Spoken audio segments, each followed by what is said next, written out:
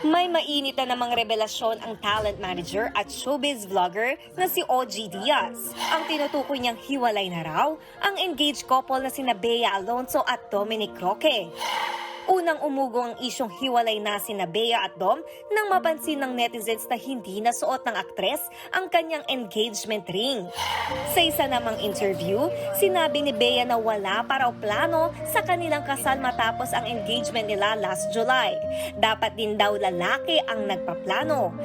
Si Dom naman, may nabanggit na dati tungkol sa mga iimbitahan nila sa kanilang kasal, gaya ng kaibigan nilang si Catherine Bernardo. Mapansin natin sa mga sagot ni Bea, yung hindi pag-iwas kundi hindi niya alam kung ano yung isasagot. Kasi nga, hindi pa siya handa yung kalooban niya para isagot kung ano yung totoong saloobin niya.